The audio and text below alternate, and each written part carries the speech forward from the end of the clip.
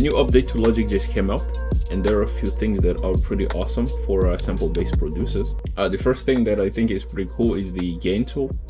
So sometimes when you drag in or sample something, oftentimes the level of the gains are not the most consistent.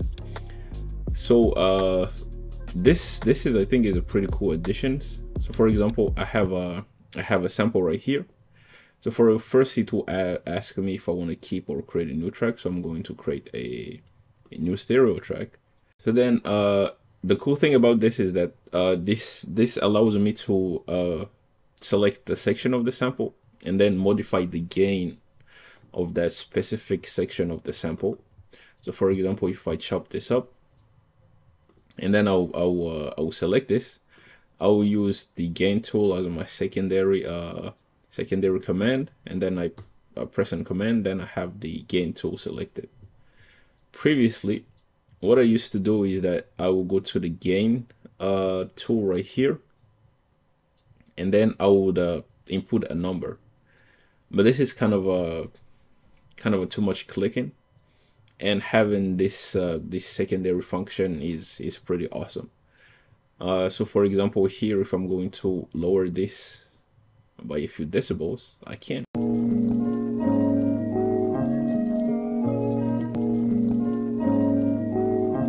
And then if I want to lower this even more, and then let's say I like the second section a little bit louder, I can just cut that up. Let me just select the marquees tool, and then I'll just up that. So now the section is louder.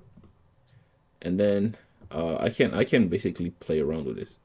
This is pretty cool because sometimes when you get a sample, or at least from whatever you get the sample from, oftentimes the gain of these samples are not the most consistent.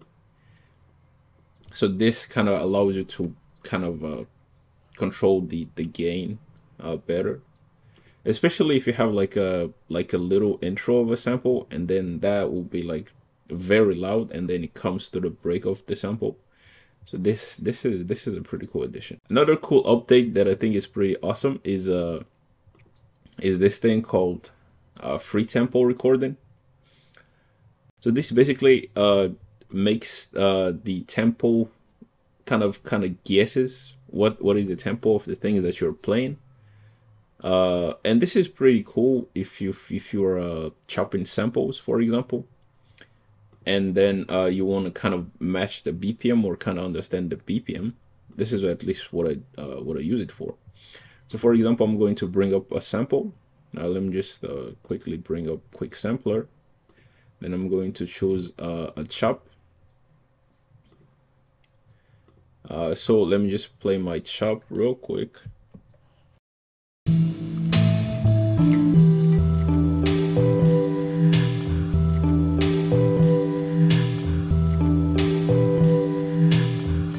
No, my main BPM is 120, but obviously this sample is not 120. So what I can do is I can launch this. Let me just try to launch it, and then it will start recording. And then when I'm ready, I'm punching in.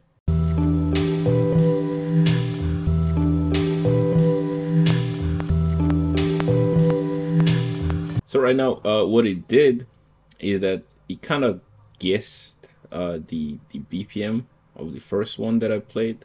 So right here.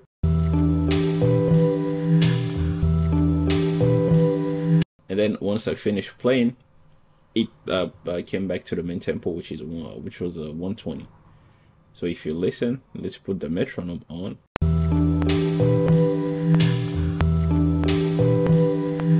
So you can hear that this is, I think, is pretty nice if you want to find the BPM of your samples. So that's it. From what it says, that this sample is 90 BPM. Another thing that is not necessarily sample focus, but it's I think is a pretty cool addition, is Midi, able to record Midi straight into Logic. So for example, if I'm let me just try to launch an instrument. Let me just try to say Spitfire Lab. and I'm going to choose the usual one, which is soft piano. If I'm playing this, and I'm not very good at chords yet, so I'm going to choose a MIDI effect, and I'm going to add chord trigger as a MIDI effect. That it sounds way better. The way I used to do this is, for example, I'm going to record this.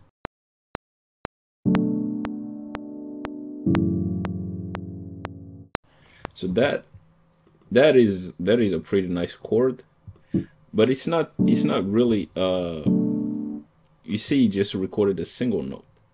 So what I used to do is that I would duplicate this. I'll create an external instruments, and then I'll put the my bus right there, and then I will just go in and deactivate the MIDI effect, and then I'll drop this to the external instrument, and then I'll start recording, and then I'll punch in the record.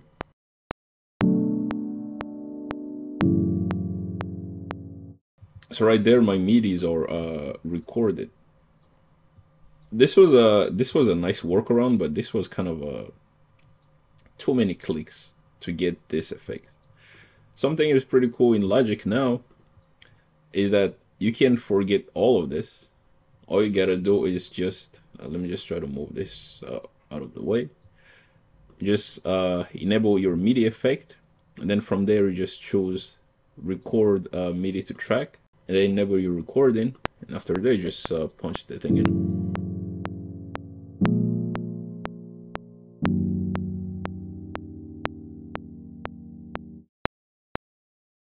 So now you have all of your MIDI in, instead of doing all this manipulation to get everything in.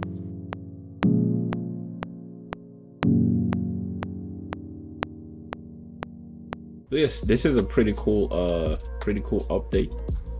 These are the ones that I'm mostly interested in. Of course, there are other updates that came, like Ableton Link and other things as well. But these are the three main updates that caught my attention. So yes, thank you for watching, and I'll catch you on the next one.